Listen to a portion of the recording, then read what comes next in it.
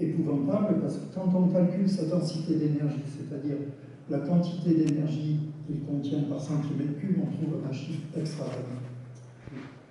10 puissance 120 fois ce qu'on observe en réalité. Donc c'est la plus grande, je dirais, la plus grande malversation ou le plus grand désaccord de toute la physique. Mais tu peux peut-être commenter sur ce scandale. Alors il y a un autre scandale du vide que vous commentez. Alors c'est peut-être un autre type de vide, un peu plus terre à terre, Jean-Pierre Luminet. C'est l'état du financement de la recherche. Alors on change effectivement de registre, tout en restant dans le vide. C'est ça. C'est le vide de la pensée contemporaine, etc. du monde actuel. Et c'est l'objet de cet ouvrage de journal Idéoclaste, qui ne ressemble pas du tout à mes 39 autres ouvrages. C'est un ouvrage qui n'est pas écrit pour ceux qui aiment la pensée et qui aiment le prêt à penser. Vous êtes défoulé. Alors le titre, oui, donc le titre d'abord Idéoclaste. Bon, je n'ai pas choisi Iconoclaste, d'abord ce titre a été pris, mais j'ai préféré Idéoclaste. En fait, c'est emprunté à un philosophe espagnol du XXe siècle, qui s'appelle Miguel de Unamuno, à la pensée très originale. Il avait d'ailleurs écrit parmi ses ouvrages un livre dont le titre me touche beaucoup, c'est Le sentiment tragique de la vie. Et c'est vrai que j'ai commencé à acquérir, moi qui ai toujours été enthousiasmé et passionné, je le suis toujours bien entendu toute ma vie, très optimiste. J'ai commencé à partir des années 2010 à commencer à voir le monde d'une autre manière. Jusqu'à présent, moi, je ne m'intéressais pas beaucoup, je dois dire, au monde de la politique, ce genre de choses. Je ne peux pas dire que j'avais la tête dans les étoiles, qui est une formule convenue qui m'agace un petit peu, mais bon, voilà, je me désintéressais. Puis j'ai commencé à regarder d'un œil nouveau. Ça a commencé par ma propre discipline, tout simplement, où j'ai vu, moi je suis rentré au CNRS en 1979, je crois, et déjà, bon, au bout de 20 ans, j'ai commencé à voir déjà le CNRS changer, les conditions de la recherche se dégrader, et surtout l'autonomie de pensée dont j'ai eu la chance de bénéficier en tant que jeune chercheur au CNRS. Je veux dire, si j'ai pu me lancer sur ces simulations de trous noirs, qui à l'époque n'étaient pas très crédibles pour les astronomes, puis après je travaillais sur des choses encore plus bizarres, des univers chiffonnés, ce genre de choses, c'était des choses un petit peu en dehors des sentiers battus. J'ai pu le faire parce que le CNRS me permettait cette liberté de penser déjà des chercheurs, la liberté d'invention. Voilà. Et puis j'ai vu que progressivement, le CNRS lui-même, l'organisme qui m'employait, changeait progressivement de statut, pour raisons essentiellement politiques. Depuis quelques décennies, le monde politique ne comprend absolument rien à ce que c'est réellement la recherche scientifique, encore moins la recherche fondamentale. Et donc le CNRS, je l'ai écrit dans mon livre, s'est transformé. Au départ, c'est un opérateur de recherche qui permet effectivement aux chercheurs, à l'esprit libre, de chercher dans des voies qui lui semblent intéressantes. Et puis ça s'est transformé au bout d'une quinzaine d'années en un opérateur de programmes, où maintenant tout est défini par des programmes à l'échelle internationale, surtout européenne, puisque la plupart des financements viennent de décisions prises par des technocrates dans des bureaux à Bruxelles. Et on va décider de financer tel ou tel aspect de la recherche parce qu'il peut y avoir un intérêt stratégique à court terme, des retombées économiques et financières, tout un ensemble de choses, ce qui évidemment freine considérablement la liberté d'invention du chercheur fondamental. Voilà. Et donc c'est cette prise de conscience qui a commencé aux alentours effectivement des années 2010 qui m'a amené à réfléchir finalement plus profondément en dehors de mon domaine de la recherche sur l'état du monde. Et là, j'ai commencé effectivement à devenir idéoclaste.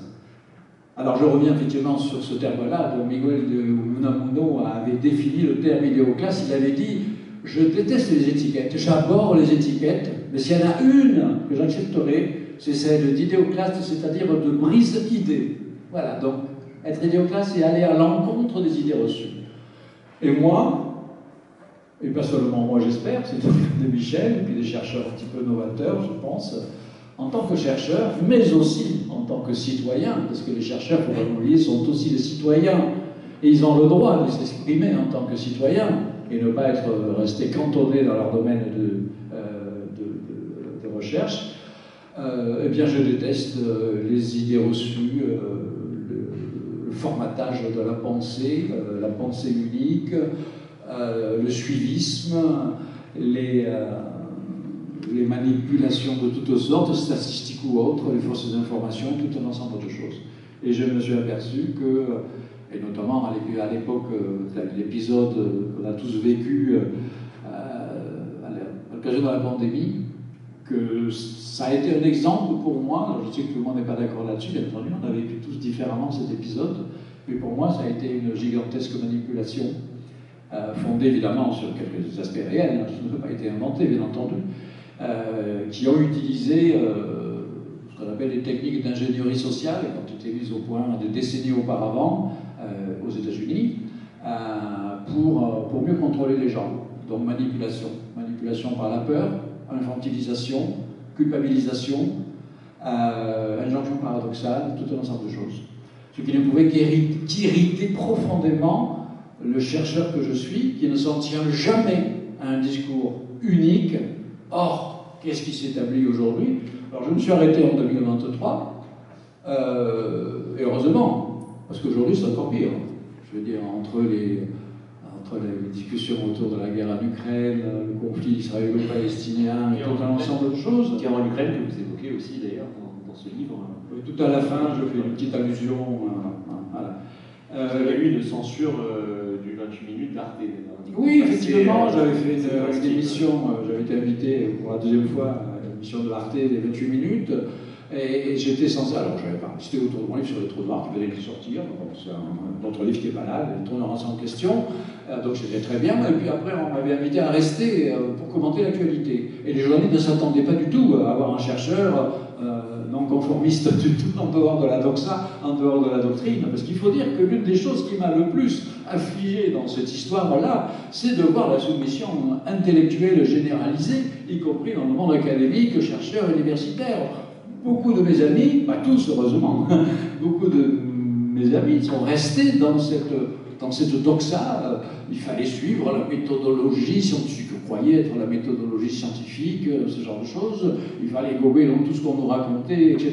Les pires sont été les journalistes scientifiques, sincèrement, des journalistes scientifiques avec qui, pendant des décennies, j'avais entretenu d'excellents rapports, parce qu'ils me faisaient des articles formidables. À chaque fois que je publiais un livre, je le faisais comme ça. Et puis à partir de là, où j'ai commencé à être idéoclaste, ils m'ont tous coupé progressivement. Ils me disaient, mais Jean-Pierre, mais qu'est-ce qui vous arrive? Qu'est-ce qui t'arrive? Tu deviens sénile, ce genre de choses, etc. Donc c'était plutôt amusant, ce genre de choses. Tout ça s'est passé une année où, à l'époque où j'ai eu 4 grands prix internationaux comme la recherche scientifique, on commençait à me traiter de sénile, ce genre de choses-là. Donc voilà un petit peu cet état de choses qui m'a effectivement extrêmement agité. Et pour la première fois de ma vie, je me suis vraiment impliqué à travers les réseaux sociaux. Le journal, il est extrait, le journal d'Idéoclaste, il est effectivement extrait de billets que je mettais régulièrement sur les réseaux sociaux, essentiellement Facebook d'ailleurs, avec évidemment des commentaires, certains commentaires positifs, en disant « Ah, on est content qu'il y ait quand même une personne de votre niveau qui ose dire quelque chose de contraire à la doxa. » Et puis évidemment, après un tombereau d'insultes de tous ceux qui n'étaient pas d'accord avec moi, ce qui était plutôt réjouissant. Alors Michel, comment vous vous positionnez par rapport à justement l'état de la recherche française, des crédits qui sont alloués? Il y a beaucoup de réflexions de votre ami Jean-Pierre sur la loi de programmation de la recherche qui évoque notamment une série d'amendements antidémocratiques qui restreignent précisément le cadre de la réflexion, la liberté des chercheurs. Vous êtes en phase avec lui sur ce oui, sujet-là? Mais de manière générale, donc je m'appelle Cassé et j'éprouve mon nom. J'éprouve mon nom, c'est-à-dire qu'en réalité, vis-à-vis de ce système, j'ai décidé non pas de le condamner ou de l'attaquer, mais de le fuir. Et je l'ai fui en retrouvant l'élément premier, le plus abondant de la nature, qu'on appelle l'hydrogène. Donc je me suis baigné dans l'hydrogène, et je considère qu'il y a là une bonne nouvelle dans cette sombre vallée de l'Arve, parce qu'on a découvert, pas loin du Gers, dont je suis originaire, dans les Pyrénées-Atlantiques, des réserves extraordinaires d'hydrogène natif, c'est-à-dire d'hydrogène souterrain. Et cet hydrogène en brûlant à pourcendre de l'eau, donc il est parfaitement hygiénique. Deuxièmement, il est renouvelable parce qu'il est produit par le contact du fer et de l'eau, le fer étant, je dirais, très gourmand d'oxygène. S'empare de l'oxygène de H2O, il reste H2O. Et cet hydrogène devrait être exploité de manière extrêmement économique, ce qui ferait chuter le prix de l'électricité d'un facteur au moins 3. Donc voilà ma révolte et ma révolution. Alors précisément, dans une période où les gouvernements et l'Union européenne poussent de toute leur force la voiture électrique, mais pas à l'hydrogène, on conçoit que cette révolte d'un scientifique devrait porter. Elle porte localement, mais j'ai le déplaisir de dire que les lobbies de tout acabit s'opposent évidemment. Dans la mesure où l'Europe a lancé un plan qui s'appelle GREEN, donc en français le pacte vert, à base d'éoliennes et de panneaux solaires démultipliés. Il faut savoir que les panneaux solaires et les éoliennes sont entre les mains des Chinois, donc la dépendance va être totale. D'autre part, ça ne tient pas. Je veux dire, on peut regarder très précisément les engagements. Tout le monde reconnaît en catimini qu'ils ne sont pas respectés. Plus personne ne le dit. Alors, quand on vous écoute et quand on vous lit, on constate une chose qui est éminemment réconfortante, c'est que la science et les scientifiques sont finalement une incarnation magnifique de l'humanisme. On peut le comprendre également par le petit commentaire que vous nous livrez, Jean-Pierre Luminet, qui est également grand par sa portée. Le 14 novembre 2015, soit le lendemain d'attentats abominables, c'est un peu un pléonasme, mais on se souvient de ce qui s'est passé le 13 novembre 2015, vous écrivez « L'intelligence est la première forme de résistance à la barbarie ». Et cultiver cette intelligence, c'est précisément ce que tout gouvernement, tout État et toute société devrait s'évertuer à faire. Et est-ce que c'est ce que vous sous-entendez par cette phrase dans deux sens? Oui, parce que je sous-entends aussi que cultiver l'intelligence, c'est cultiver l'esprit critique. Et comme je le disais précédemment, c'est ça que nous sommes en train de perdre, non seulement au niveau de la parole, des paroles des puissants, puisqu'il y a aujourd'hui un monde qui va séparer une forme de bien-pensance, qui est évidemment l'idéologie mondialiste à l'américaine, et puis tout ce qui s'oppose, on appelle ça le camp du... Il s'autoproclame le camp du bien, et en face il y aurait le camp du mal, parce qu'on n'est pas d'accord tout à fait avec cette doctrine. Bon, ça c'est au niveau global. Maintenant, pour en revenir à l'intelligence, la vraie intelligence, c'est de parler. L'intelligence, Montaigne en parle magnifiquement. Il y a une aptitude qu'on appelle le scepticisme. On n'accepte rien d'acquis, définitivement. On réfléchit, on discute, on confronte les points de vue. C'est comme ça qu'a toujours progressé la science, la vraie science, la science authentique.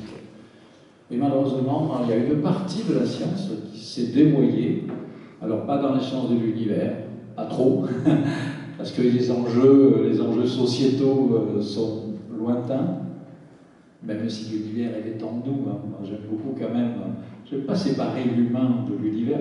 Michel, bien entendu, je cite souvent cette phrase extraordinaire de Gaston Bachelard qui parlait de la double profondeur du cosmos et de l'âme humaine.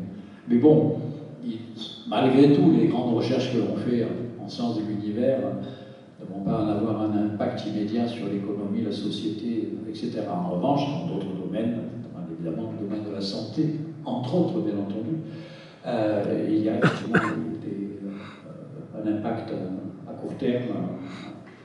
Et ça nous inquiète parce que si dans ces domaines-là, il n'y a plus de confrontation de points de vue différents, mais une pensée unique, une doctrine unique, qui est d'abord dirigée, vient d'en haut, et puis des directives données sur un ensemble de chercheurs qui vont se soumettre. Je ne critique pas forcément cette soumission, si je la critique, enfin bon, mais je peux y trouver quelques excuses chez certains, à cause justement du fait que le financement de la recherche a beaucoup changé depuis quelques décennies. Et si vous ne travaillez pas dans la voie que l'on vous indique, vous ne pouvez plus travailler. Vous n'avez plus de crédit. Donc ça va diriger la recherche uniquement dans des directions, justement, venues d'en haut, essentiellement de technocrates et politiques. Donc je répète, la forme supérieure de l'intelligence pour s'opposer à la barbarie, et la barbarie c'est la pensée unique, et donc je ne parle pas uniquement de la barbarie à la Daesh, l'extrémisme islamiste, je parle aussi de la barbarie impérialiste américaine ou autre, hein. Je suis en train de bouler les États-Unis, là, enfin bon, il y a quand même quelque chose derrière. Ça c'est une forme de barbarie extraordinaire, quand on voit centaines de milliers de morts de toutes les guerres qui ont été conduites par l'impérialisme américain de la Deuxième Guerre mondiale, on peut quand même s'interroger. Voilà. Donc il y a plusieurs formes de barbarie. Donc voilà, donc l'intelligence s'opposant à la barbarie, c'est le discours, la confrontation des points de vue face justement à un point de vue unique que l'on voudrait imposer à l'ensemble de la population. Heureusement, nous sommes dans le camp, je n'aime pas le mot camp, mais enfin il y a le camp du bien et le camp du mal, le camp occidental, il est dans le prétendu camp du bien. J'en souffre actuellement, je souffre de mon pays, la France que j'ai tellement adorée. Je vous le dis, j'ai un peu honte de la France. Pas des Français, mais de ceux qui la gouvernent. Quand je vois les gesticulations hallucinantes de ceux qui nous gouvernent, et complètement aberrantes. Donc je souffre de ça. Vous n'êtes pas forcément d'accord avec moi, je suis tout à fait d'accord.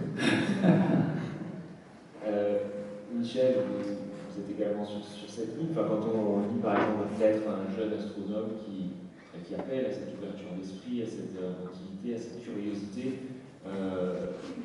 qui accompagne également des réflexions très pertinentes sur l'essor des pseudosciences. C'est encore un autre point commun au-delà des trous noirs et de ces avancées scientifiques considérables, des points communs à vos deux livres. Parlons un petit peu justement de ces pseudosciences. Est-ce que l'état actuel de l'esprit critique de société n'est pas la raison première de l'essor de ces pseudosciences qui ont l'air de balayer d'un revers de main des siècles, on peut parler de siècles, de progression de la connaissance, quand par exemple on a des gens qui viennent nous expliquer que la Terre est plate, que personne n'est jamais allé sur la Lune. En fait, je vais vous raconter une anecdote qui illustre parfaitement la situation actuelle et qui est une fable moderne. Donc un livre a été écrit qui accréditait l'idée que l'astrophysique est le mariage de la Terre et du ciel dans la pensée humaine. Donc il accréditait l'idée, tout simplement et modestement, l'existence de Dieu. Parmi les auteurs était le frère de Bolloré. Et donc, je me suis évidemment opposé, j'ai écrit un petit pamphlet. Et à l'époque, donc, pour le lancement du livre, les frères Bogdanov ont été appelés à la promotion dans un théâtre parisien. Et alors, ils n'ont pas mis le masque, donc ils ont prononcé l'éloge du livre et ils sont morts, l'un et l'autre, un journaliste. Et donc ces frères Bogdanov étaient certainement très intelligents, je les appréciais beaucoup pour la souplesse de leur esprit, mais je les ai toujours tenus à l'écart du festival d'astronomie de Florence dont je suis l'initiateur. Donc la fable moderne est là. Ils sont l'objet d'un mythe, donc parce qu'ils sont enterrés à quelques kilomètres du village dont je suis né, où je suis né. près de Florence dans le Gers. Et donc, des cohortes entières viennent porter des fleurs en chantant Alléluia. Et donc, je ne tiens pas à m'opposer à eux, mais simplement, je fais remarquer que même tout est mortel, y compris les idées peut-être les plus affectueuses et les plus aberrantes. Donc ça, c'est la première forme métaphorique que je ferai valoir. La deuxième, pour reprendre ce que dit Jean-Pierre, c'est que l'astrophysique, c'est le mariage de la terre et du ciel dans la pensée humaine, mais c'est donc terre et ciel, mais c'est aussi guerre et ciel. Parce que les instruments qui nous servent, qui nous ont servi pour analyser le rayonnement cosmologique de fond, ne sont rien d'autre que les radars qui ont été développés au cours de la Deuxième Guerre mondiale. Donc il y a une connotation guerrière dans l'astrophysique. Incidemment, l'astrophysique américaine est financée par l'armée américaine, puisque tous les laboratoires ont des contrats avec l'armée. Je pense que tu connais bien